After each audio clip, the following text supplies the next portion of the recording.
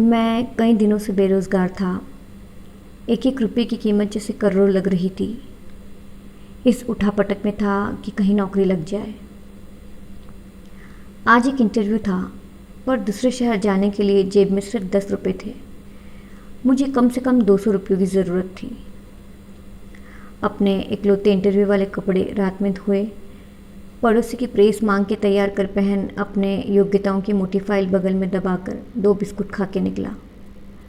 Lift ली, पैदल, जैसे तैसे चिलचिलाती धूप में तरबतर।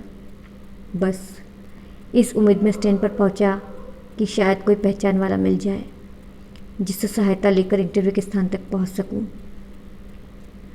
काफ़ी देर खड़े रहने के बाद भी कोई नहीं दिखा। मन में घबराहट और मायूसी थी। क्या करूंगा, अब कैसे पहुंचूंगा? पास के मंदिर पर जा पहुंचा। दर्शन कर सीढ़ियों पर बैठा था। मेरे पास में ही एक फ़कीर बैठा था। उसके कटोरे में मेरी जेब और बैंक अकाउंट से ज़्यादा पैसे पड़े थे। मेरी नज़रें और हालत समझ के बोला, कुछ मदद चाहिए क्या? मैं बनावटी मुस्कुराहट के साथ बोला, आप क्या मदद करोगे? वो मुस्कुराता बोला, चाहो तो मेरे पूरे पैसे रख लो। मैं चौंक गया। उसे कैसे पता मेरी ज़रूरत? मैंने कहा, क्यों? वो गंभीरता से बोला, शायद आपको ज़रूरत है। हाँ है तो, पर तुम्हारा क्या? तुम तो दिन भर मांग के कमाते हो।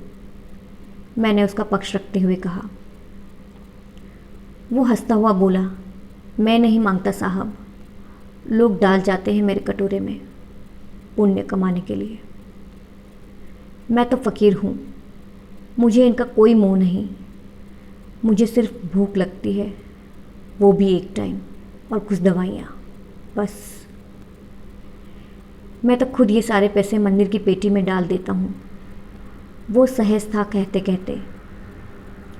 मैंने हैरानी से पूछा, फिर यहाँ क्यों बैठते हो?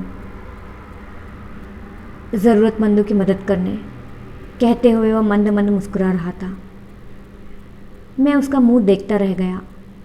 उसने 200 रुपये मेरे हाथ पर रख दिए और बोला, जब हो तब लौटा देना। मैं उसका शुक्रिया जताता हुआ वहाँ से अपने गंतव्य तक पहुँचा। मेरा इंटरव्यू हुआ और सिलेक्शन भी।